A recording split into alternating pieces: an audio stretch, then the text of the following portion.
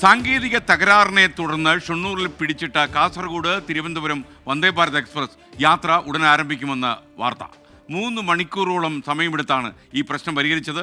അതേസമയം വന്ദേ ഭാരതിന് സാങ്കേതിക തകരാർ ഉണ്ടായിട്ടില്ല എന്നാണ് റെയിൽവേ വാദിക്കുന്നത്. പാലക്കാട് നിന്ന് ഇപ്പോൾ ഷൊർണൂർ റെയിൽവേ സ്റ്റേഷനിലാണ് നിഖിൽ പ്രമേഷ് ഉള്ളത്. ഷൊർണൂർ റെയിൽവേ സ്റ്റേഷനിൽ നിന്ന് നിഖിൽ പ്രമേഷ് തത്സമയം ചേരുന്നു. നിഖിൽ, നമസ്കാരം. പ്രൈം ടൈമിലേക്ക് സ്വാഗതം. വന്ദേ ഭാരത് അതൊക്കെ വഴിയിൽ കിടക്കാത്ത വണ്ടികളുടെ കൂട്ടത്തിലാണ് നമ്മുടെ ദൃഷ്ടിയിൽ. ഇപ്പോഴും ഈ വണ്ടിക്ക് എന്താ സംഭവിച്ചത്? ഇതിപ്പോൾ അല്പസമയത്തിനകം അവിടുന്ന് പുറപ്പെടുമെന്നാണല്ലോ വരുന്ന വാർത്ത. ആദ്യം അത് പറയൂ. കാര്യം നമ്മുടെ ഈ പരിപാടി കണ്ടുകൊണ്ടിരിക്കുന്ന ആയിരക്കണക്കിന് ആളുകൾ വഴിയിലൊക്കെ കാത്തു നിൽക്കുന്നുണ്ടാവും ഈ ട്രെയിനിൽ കയറാനായിട്ട്. അവർക്ക് വേണ്ടി ഇതെപ്പോൾ തിരിക്കുമെന്ന് ആദ്യം പറയൂ. തീർച്ചയായിട്ടും വന്ദേ ഭാരത് ഇപ്പോഴും ഷൊർണൂർ റെയിൽവേ സ്റ്റേഷനിൽ ഇങ്ങനെ കിടക്കുകയാണ്.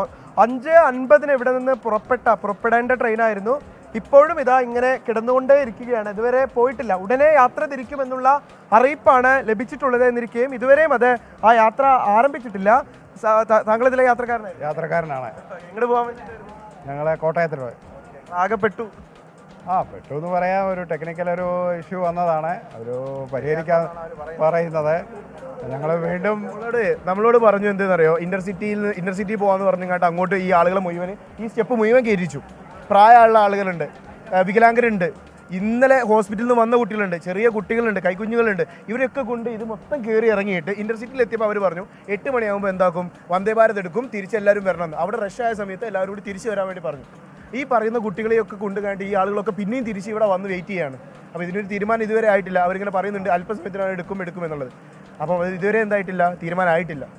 ഇതിൽ ഏറ്റവും കൂടുതൽ ബുദ്ധിമുട്ടുണ്ടായത് നെടുമ്പാശ്ശേരിയിൽ നിന്ന് വിമാനത്തിൽ യാത്ര ചെയ്യേണ്ട ആളുകളടക്കം ഉണ്ടായിരുന്നു. അവർക്ക് വിമാനമടക്കം നഷ്ടമാകുന്ന സാഹചര്യം ഉണ്ട്. എന്താ ചേട്ടൻ പറയുന്നത്? ഇന്ന് ലക്ഷറി ഹോസ്പിറ്റലിൽ മുമ്പേ ഒരാൾ അഡ്മിറ്റ് ആയിട്ട് ഓപ്പറേഷൻ ചെയ്യണം, ക്യാൻസർ പേഷ്യൻറ്റ്. ഇത് ഇന്നും വണ്ടിയിൽ ഇപ്പോൾ കിടന്നിട്ടുണ്ട്. ഒരു വെള്ളം ഒരു ചായ എനിക്ക് കിട്ടുന്നില്ല. അവർ ചോദിക്കുമ്പോൾ പറഞ്ഞു പോവാ ഇതാകുന്നു. നമ്മളെന്ത് ലക്ഷറി ഹോസ്പിറ്റലിലേക്ക് പോകേണ്ടത്. നമ്മുടെ ചർച്ചകളിലൊക്കെ പങ്കെടുക്കുന്ന അഡ്വക്കേറ്റ് സജലാണ് നമുക്ക് ആദ്യം ഇതിൻ്റെ സൂമിൽ നമുക്ക് ദൃശ്യങ്ങൾ ഏറ്റവും ആദ്യം 24 ലഭ്യമാക്കി തന്നത്. അപ്പം മുതലേ ഇതിൻ്റെ ഉള്ളിൽ കുരുക്കി കിടക്കുകയാണ്. 5:50 ഞങ്ങൾ ഈ വഴി അങ്ങോട്ട് മുന്നോട്ട് പോയതാണ്. അവിടെ 2-3.5 കിലോമീറ്റർ പോയതിന് ശേഷം അവിടെ പിടിച്ചെടുത്തത് 5:50. ഇപ്പോൾ ഏകദേശം 8:45. എത്ര മണിക്കൂറായി നമുക്ക് കൂട്ടി വയ്ക്കാൻ മനസ്സിലാവും. ആദ്യം ഇവരുടെ ഭാഗത്തുണ്ടായ ഏറ്റവും വലിയ അനാസ്ഥ എന്ന് പറയുന്നത്, ഇവർ തിരിച്ച് ഞങ്ങളിവിടെ കൊണ്ടുവന്നിട്ട് ഇവർ അനൗൺസ് ചെയ്തു ഇന്റർസിറ്റിയിൽ എല്ലാവർക്കും യാത്ര സൗകര്യപ്പെടുത്തിയിട്ടെന്ന് പറഞ്ഞു. ഈ പറയുന്ന ജനം മുഴുവൻ എല്ലാവരും ലഗേജും കുട്ടികളെയും വയ്യാത്തവരും ഒക്കെ എടുത്ത് ഈ കാണുന്ന സ്റ്റെപ്പുകളെല്ലാം കയറി അപ്പുറത്തെ പ്ലാറ്റ്ഫോമിൽ 6ാമത്തെ പ്ലാറ്റ്ഫോമിൽ ചെന്നിട്ട് ഇന്റർസിറ്റി കയറി. ഇന്റർസിറ്റി മുഴുവൻ തിരക്കായിരുന്നു. ആ തിരക്ക് കുറയാൻ വേണ്ടിയാണ് ഇവർ വീണ്ടും അനൗൺസ് ചെയ്തത് ഇത് 10 മിനിറ്റ് കൊണ്ട് പോകുമെന്ന് പറഞ്ഞത്. ഇതുവരെ 45 മിനിറ്റ് കഴിഞ്ഞു അവർ അനൗൺസ് ചെയ്തിട്ട്.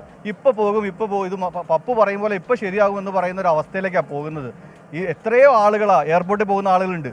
ഞാൻ തന്നെ എനിക്ക് 7:30 അവിടെ എത്തേണ്ട ആളുകളാണ്. എറണാകുളത്ത് 7:30 എത്തേണ്ട. ഇപ്പോൾ ഏകദേശം കോട്ടയം കഴിഞ്ഞ സമയമായി ഈ വണ്ടി പോയിട്ട്. 3-ാം മണിക്കൂറിലേക്ക് കടക്കുകയാണ് എസ്കേൻ. സ്വാഭാവികമായിട്ടും ആളുകൾക്ക് ഉണ്ടാവുന്ന ഒരു പ്രയാസം ആലോചിച്ച് നോക്കൂ. പലവിധ കാര്യങ്ങൾക്ക് വേണ്ടിയിട്ട് ഇപ്പോൾ ഒരു ചേട്ടൻ പറഞ്ഞതുപോലെ തന്നെ പറഞ്ഞ ഭാരതത്തിൻ്റെ ഇന്ത്യയുടെ അഭിമാനമാണെന്നാണ് പറഞ്ഞത് വന്ദേ ഭാരത്.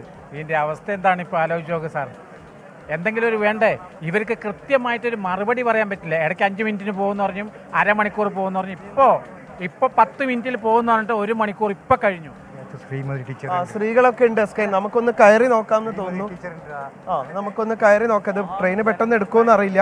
എന്തായാലും ഇത്രയധികം സമയം 3 മണിക്കൂർ സമയമായിട്ട് ഇവിടെ ഇങ്ങനെ കുരുങ്ങിക്കിടക്കുകയാണ്. അപ്പോൾ ആളുകൾക്ക് ഉണ്ടാവുന്ന ഒരു പ്രയാസം എത്രത്തോളമാണ് എന്നുള്ളത് നമുക്ക് അറിയാൻ കഴിയുമല്ലോ. അപ്പോൾ ഇതാ ഒരുപാട് വനിതാ യാത്രക്കാരൊക്കെ ഇവിടെ ഉണ്ട്. നമുക്ക് അവരെയൊക്കെ കാണാൻ വേണ്ടി കഴിയുന്നുണ്ട്. ചേച്ചിമാരൊക്കെ ഒരുപാട് സമയമായില്ലേ? കുഴപ്പമൊന്നുമില്ല, ഞങ്ങള് എൻജോയ് ചെയ്യാതെ എക്സ്പീരിയൻസ് പുതിയ അറിവായി. എന്തായാലും നിങ്ങൾക്ക് ഭക്ഷണം വെള്ളം എല്ലാം എല്ലാം കിട്ടി. സാറിന് കിട്ടേണ്ട അതുവരെ കിട്ടിയിട്ടില്ല. ഇല്ല. ഒരു ചായ കിട്ടി 4:30. 4:30 5 മണിയായപ്പോൾ ചായ കിട്ടി. പിന്നെ ലഞ്ചിനൊക്കെ പൈസ കൊടുത്താണ് നമ്മള്. എങ്ങോട്ട് പോകാനായിരുന്നു? തിരുവനന്തപുരം. സാധാരണ നമുക്കറിയാം, ഇപ്പോൾ യാത്രക്കാർ ഈ വന്ദേ ഭാരതിന് ഓപ്റ്റ് ചെയ്യുന്നതന്നെ സ്കെയിൻ വളരെ വേഗത്തിൽ അവർക്ക് എത്തിച്ചേരുന്നതിന് വേണ്ടിയിട്ടാണ്. വളരെ വേഗത്തിൽ എത്താമെന്നുള്ളൊരു പ്രയാസമാണ് ആളുകൾക്ക്. എന്താ നമ്മള് ഇതേ ഇന്റർസിറ്റി ആദ്യം പോകുന്ന പറഞ്ഞിട്ട് അതിൽ കയറിയതാണ്. അപ്പാണ് ഇത് അനൗൺസ് ചെയ്തത് 8 മണിക്ക് ഇത് ഉടനെ പുറപ്പെടുന്നത്. അങ്ങനെ വീണ്ടും കെട്ടും ബാഗ്. ചെറിയ കുട്ടി 1 വയസ്സുള്ള കുട്ടിയൊക്കെയാണ് കിടക്കുന്നത്. ഇതേ ആകെ എന്താ പറയാ, വന്ദേ ഭാരത് എന്ന് പറഞ്ഞിട്ട് ആകെ നമ്മളെ ഒരു പരുവത്തിലാക്കി. ഒരു പ്രായ അച്ഛനും അമ്മയുണ്ട്. ഒരുപാട് സമയമായിട്ട് നിങ്ങൾ ഇങ്ങനെ പെട്ടുപോയി. ആ കുഴപ്പമില്ല, താമസിച്ചാണെങ്കിലും കോട്ടയത്ത് എത്താം ഞങ്ങൾക്ക്. കോട്ടയത്തേക്കാണ്. അതെ അതെ. ആ നമുക്കിപ്പോൾ ഇതിൽ കാണാൻ പറ്റുന്നത് എസ്കെൻ യാത്രക്കാരിങ്ങനെ ഇപ്പോൾ ഉടനെ പുറപ്പെടുമെന്നുള്ളൊരു പ്രതീക്ഷയിൽ ഇങ്ങനെ അക്ഷമരായിട്ട് കാത്തിരിക്കുകയാണ്. ഇതിൻ്റെ സാങ്കേതിക വിഭാഗം വളരെ വേഗത്തിൽ ഈ പ്രശ്നം പരിഹരിക്കുന്നതിന് വേണ്ടിയിട്ടുള്ള ശ്രമങ്ങൾ നടത്തുന്നു എന്നാണ് നമ്മളെ അറിയിക്കുന്നത്. എന്തായാലും ഇപ്പോൾ 10 മിനിറ്റ് കൊണ്ട് പുറപ്പെടുന്നതായിരുന്നു ഞാനിവിടെ എത്തിയ സമയത്ത് പറഞ്ഞത്. അത് പറഞ്ഞിട്ടൊരു 15 മിനിറ്റ് കഴിഞ്ഞു. എന്തായാലും യാത്രക്കാരെ അങ്ങേയറ്റം അമർഷത്തിലാണ്. ചില യാത്രക്കാർ കുഴപ്പമില്ല, അത് ഓക്കെ ആണ് എന്ന് പറയുന്നുണ്ട്. എന്തായാലും ഇവിടെ സംഭവിച്ചതെന്ന് പറയുന്നത് ഇതിൻ്റെ എഞ്ചിനിലുണ്ടായ ഒരു ഫെയിലിയർ ആണ്. അതായത് ആദ്യം ഇവരെ അറിയിച്ചത് ബാറ്ററി ഡൗൺ ആയി എന്നുള്ളതായിരുന്നു. അതുകൊണ്ട് ഈ മറ്റൊരു എഞ്ചിൻ എത്തിച്ച ശേഷം മാത്രമേ യാത്ര തുടരാൻ കഴിയൂ എന്നാണ് ആദ്യഘട്ടത്തിൽ അറിയിച്ചിരുന്നത്. എന്താട്ടാ കെട്ടി വലിച്ചു കൊടുക്കുന്നതാണിത്. ഇത് കെട്ടി വലിച്ചു കൊടുന്ന് ഇവിടെ ഇട്ടു. പിന്നെ അവരെ 2ാം പ്ലാറ്റ്ഫോമിലേക്ക് ആക്കി. പിന്നെ അത് കഴിഞ്ഞിട്ട് പിന്നെ അവരെ ഇങ്ങോട്ട് തന്നെ വിട്ട്. ഇതിപ്പോൾ ശരിയാവുമെന്നും പറഞ്ഞിട്ട് ഇപ്പോൾ 1 മണിക്കൂറായി ഇവിടെ കിടക്കുന്നത്. ഇതൊക്കെ വരെ ഇന്ത്യൻ റെയിൽവേൻ്റെ അനാസ്ഥയാണ് ഇതൊക്കെ.